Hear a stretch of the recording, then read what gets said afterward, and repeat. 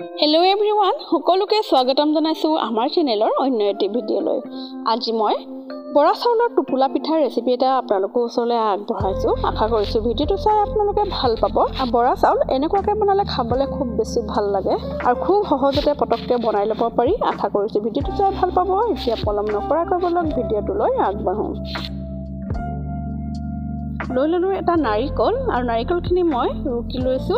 গোটেই নাৰিকলখিনি মই এনেকুৱাকৈ ৰুকি ললো আৰু এয়া লৈ ললো এফালে কলপাতখিনি মই এয়া কাপোৰেৰে মুচি লৈছো আৰু কলপাতখিনি কিন্তু ফাটি থকা হ'ব নালাগিব, গোটা হ'ব লাগিব।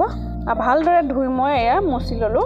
এতিয়া কলপাতখিনি যিহেতু টান হৈ আছে, জাপিলে কলপাতখিনি ফাটি যাব, সেয়ে মই গেছত অকণমান কোমল কৰি লৈছো।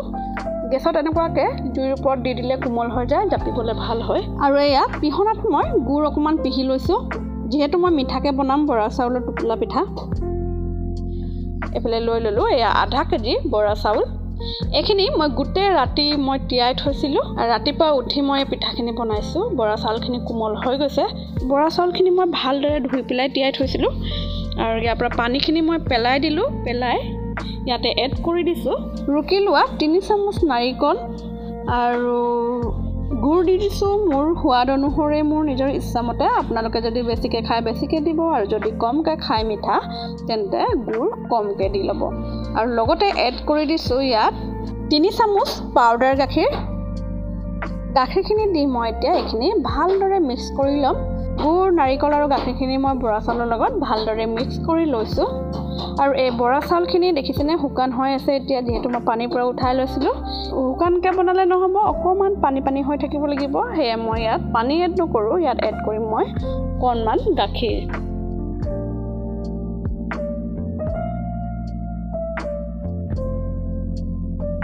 গাখীৰ মই ইয়াত 2 চামুচ দি দিছোঁ। 2 চামুচ দি মই মিক্স কৰি চাই ল'ম। যিহেতু এইখিনি বৰ বেছি পনীয়া হ'ব নালাগিব আৰু শুকানো হ'ব নালাগিব। আকৌ 2 চামুচ দি দিছোঁ গাখীৰ কম হৈছিল, সেয়া আকৌ দি দিলোঁ 2 চামুচ। এনেকুৱাকৈ হ'ব লাগিব, অলপ পানী হ'ব লাগিব। বৰা চাউলত যিহেতু বেছিকৈ পানী দিলে নহ'ব, বেছি ঢিলা হৈ যাব, অকণমান পানী দিহে আমি এইখিনি সিজাব লাগিব।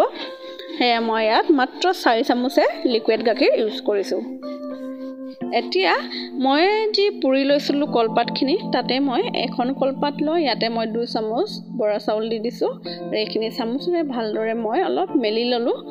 এতিয়া এয়া দেখিছেনে কলপাতখিনিৰে মই ধুনীয়াকৈ জাপি দিছোঁ। জুই ঠেকি লোৱাৰ বাবে কলপাতখিনি ফাটি যোৱা নাই, এয়া ধুনীয়াকৈ জাপ হৈ গৈছে।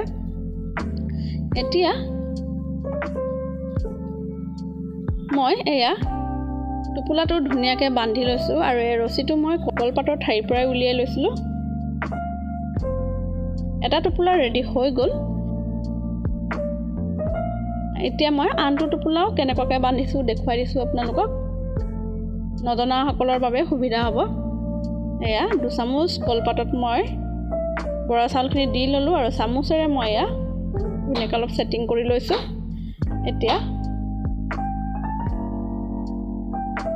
এনেকুৱাকৈ মই দেখুওৱাৰ ধৰণে এয়া চব এনেকুৱাকৈ জাপিছোঁ মই। এয়া দুইফালৰ পৰা জাপ মাৰি দিলোঁ। এতিয়া আনটো ছাইডো এনেকুৱাকৈ জাপি দিছোঁ যাতে খোল খাই নাযায়। যিহেতু গাখীৰ দিয়া আছে, লিকুইড গাখীৰখিনি যাতে ওলাই নাযায় সেই কথাটোলৈও মন কৰিব। এয়া ভালদৰে জাপিব লাগিব আৰু পাতখিলা যাতে ফাটি নাথাকে তালৈও মন কৰিব, নহ'লে গাখীৰখিনি ওলাই যাব।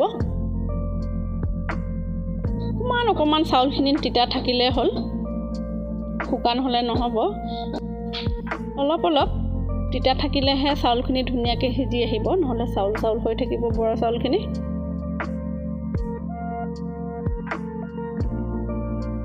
আৰু এটা মই জাপি দেখুৱাইছোঁ। এয়া ওপৰতে গাখীৰ অকণমান দি দিছোঁ, গাখীৰখিনি যাতে ওলাই নপৰে তালৈ মন কৰিব।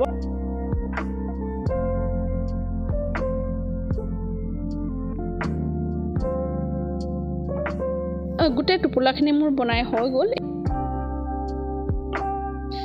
এতিয়া গেছত মই এটা চচপেন পাতি থৈছিলোঁ আৰু তাত মই 3 ভাগৰ 1 ভাগ পানী দি উতলাই লৈছিলোঁ আৰু ইয়াৰ ওপৰতে দি দিছোঁ মই এটা আটা চালনী, নাইবা ফুটা যিকোনো খৰাহী দিলেও হ'ব, ওপৰত একো কথা নাই। মই আটা চালনী দি দিছোঁ আৰু ইয়াৰ ওপৰতে মই টোপোলাখিনি দি দিলোঁ আৰু এখন ঢাকনেৰে ঢাকি দিলোঁ। মন কৰিব চালনীখন দিওঁতে যাতে পানীত লাগি নাযায়, কথাটোলৈ মন কৰিব, পানীখিনি যাতে তলত থাকে। আৰু সেয়া প্ৰায় 10-15 মিনিটমান সময়লৈকে মই সিজোৱাৰ পিছত এয়া চাওক আমাৰ টোপোলাখিনি ৰেডি হৈ গৈছে। চচপেনটোৰ ওপৰতে থাকিবলৈ দিছিলোঁ যেতিয়ালৈকে ঠাণ্ডা নহয় তেতিয়ালৈকে। আৰু এয়া ঠাণ্ডা হৈ যোৱাৰ পিছত মই এয়া চাওক খুলিছোঁ। আৰু পিঠাখিনি কিন্তু ঠাণ্ডা হৈ যোৱাৰ পিছতহে খুলিব লাগিব। গৰমে গৰমে খুলিলে পিঠাখিনি ভাঙি যাব, গোটাকৈ নোলাব। ঠাণ্ডা হৈ যোৱাৰ পিছতে এইখিনি খুলিব লাগিব। কলপাত অকণমান এয়া লাগি গৈছিলে পিঠাখিনিত, মই এৰুৱাই লৈছোঁ। চব পিঠাখিনি কিমান ধুনীয়াকৈ হৈ গৈছে।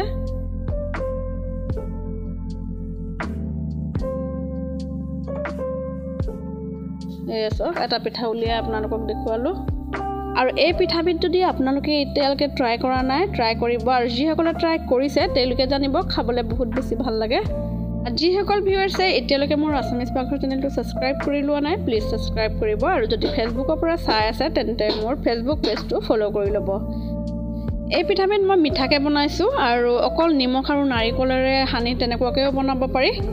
তেনেকৈ বনালেও খাবলৈ ভাল লাগে। আৰু এইবিধ মই আজি মিঠাকৈ বনালোঁ। আৰু এয়া চাওক গোটেইখিনি মই কলপাতৰ পৰা উলিয়াই ল'লোঁ। এয়া দেখিবলৈও ধুনীয়া হৈছে আৰু খাবলৈও খুব বেছি টেষ্টি হয়। আশা কৰিছোঁ ভিডিঅ'টো চাই আপোনালোকে ভাল পালে। আৰু যদি ভাল পাইছে শ্বেয়াৰ কৰিব। আজিলৈ ইমানতে সামৰিছোঁ, আকৌ নেক্সট ভিডিঅ'ত লগ পাম। ধন্যবাদ।